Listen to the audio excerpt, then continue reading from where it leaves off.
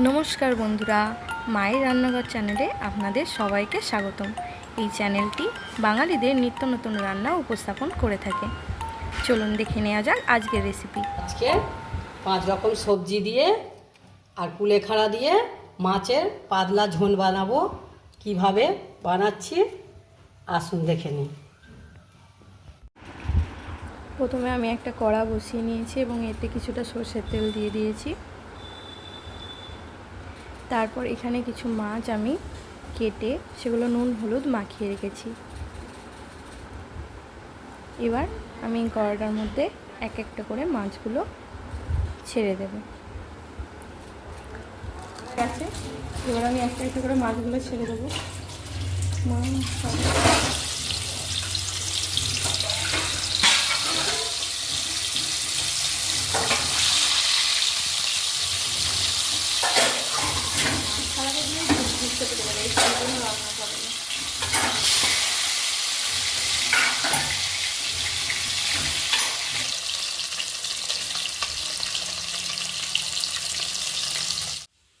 মাছটা ততক্ষণ ভাজা হতে থাকুক, আপনাদের আমি আমার বাড়ির চারপাশটা একটু দেখিয়ে দিই।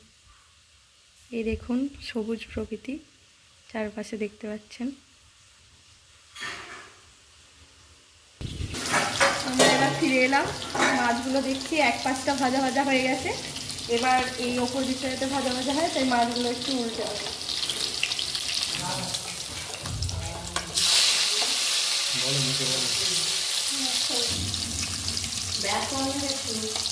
মাছগুলো আমি এবার অন্য দিকটা উল্টে দিয়েছি। এবার উল্টো পিঠটা ভাজা হচ্ছে। এখন মাছগুলো ভাজা হতে থাক, আমি ততক্ষণ এই মাছের ঝোল রান্না করার জন্য কী কী সবজি নিয়েছি সেগুলো আপনাদের একটু দেখিয়ে দিচ্ছি। দেখুন, এই মাছের ঝোল রান্না করার জন্য আমরা এই সবজিগুলো নিয়েছি। প্রথমে নিয়েছি পেঁপে, একদম কচি পেঁপে নিয়েছি। তারপর নিয়েছি এখানে পটল এবং ঝিঙে।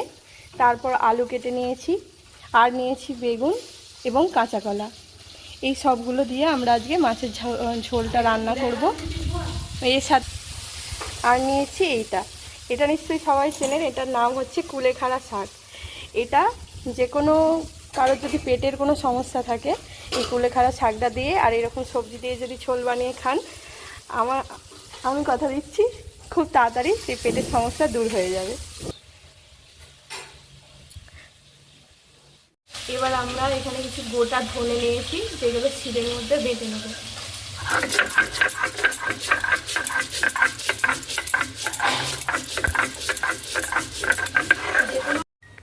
বাটা মশলার স্বাদ যেহেতু যে কোনো তরকারির স্বাদকে বাড়িয়ে দেয়, তাই আমরা বেশিরভাগ তরকারির ক্ষেত্রে বাটা মশলা ব্যবহার করে থাকি।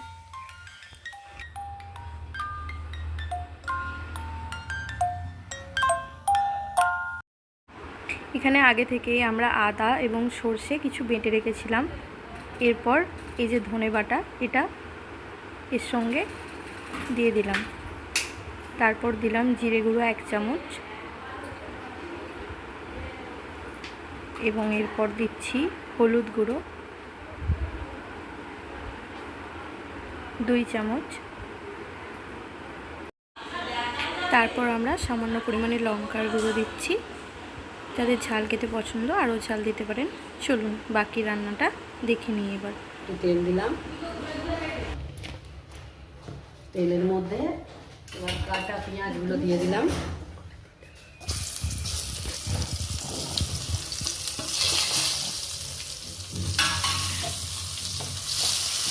পেঁয়াজগুলো একটু ভাজা ভাজা হবে।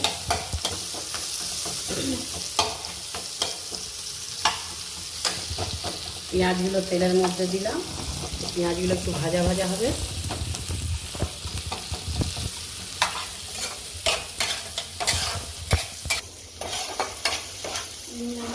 পেঁয়াজগুলো ভাজা ভাজা হয়ে গেল। এবার এর মধ্যে একটা একটা সবজিগুলো দিচ্ছি। আলু দিলাম, আলু কেটে জল ঝরিয়ে রেখেছিলাম, আলু দিলাম। আলুটা একটু ভাজা হলো, বেগুনটা দিলাম। বেগুনটা ভাজা ভাজা হয়ে গেলে গাছের কচি পটল কেটে রেখেছিলাম দিলাম আমাদের বাগানের পটল।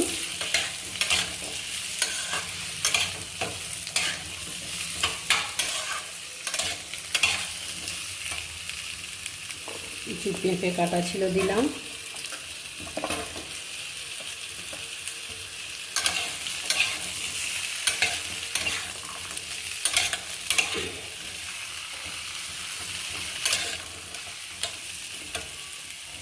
কিছু কাঁচা কলা কাটা ছিল দিলাম। এবার একসঙ্গে সবজিগুলোকে ভাজবো।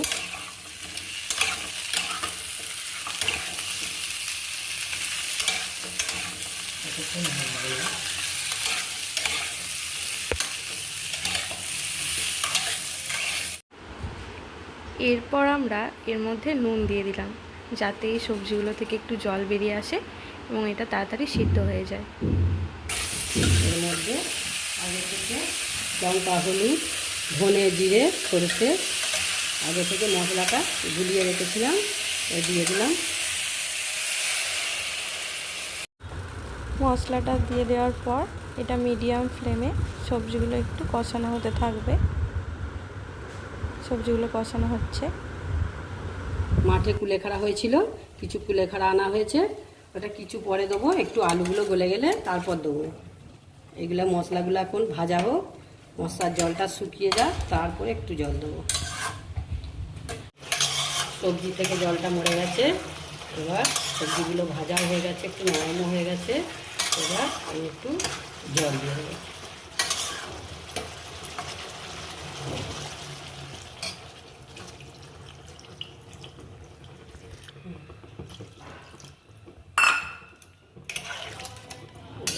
এবার ফুটতে দেওয়া হলো। এবার ফুটতে দেওয়া হলো, কিছুক্ষণ পরে ফুটে গেলে তার মাছটা দেবো। আমি একটু খুলছি, খুলে নিয়ে দেখবো কতটা হয়েছে। সবজিটা অনেকটা গলে গেছে। এর মধ্যে এবার কুলেখাড়াগুলো দিয়ে দেবো।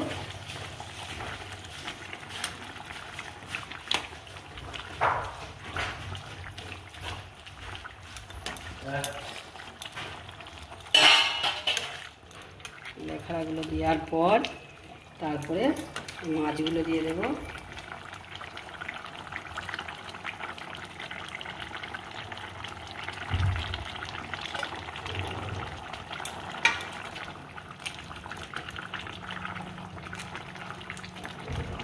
মাছগুলো দেওয়ার পর আবার একটু ফুটতে দেব। 7 মিনিটের জন্য এটাকে ফুটতে দিলাম। ফিরে এলাম 7 মিনিট পর। এবার দেখি ঝোলটা কেমন হয়েছে। ঝোলটা খুবই ভালো হয়েছে। সব সবজিগুলো দেখি, হ্যাঁ, সব সবজিগুলো গলে গেছে, মাছগুলো নরম হয়ে গেছে। এবার সবজিটা করে এবার অন্য জায়গায় বসিয়ে রাখলাম। এবার একটু ছো দেবো, একটা লঙ্কা দিলাম, তেল দিলাম, একটু 1 চামচ 5 ফোড়ন দিলাম, একটু ভাজা হতে দেবো। এইটা একটু ঝোলের মধ্যে দিলে পরে খেতে খুব ভালো হয়। আমি আগে দিইনি, আমি এটা ঝোল ফুটিয়ে শেষে দিচ্ছি। আপনারা যদি আগে পারেন আগেই দেবেন, আমি একটু পরেই দিচ্ছি। পরে দিলে একটু খেতে ভালো হয়।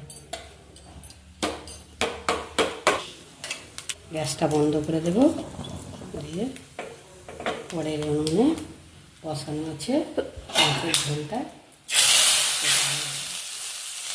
ঝোলটি আমাদের রান্না হয়ে গেছে।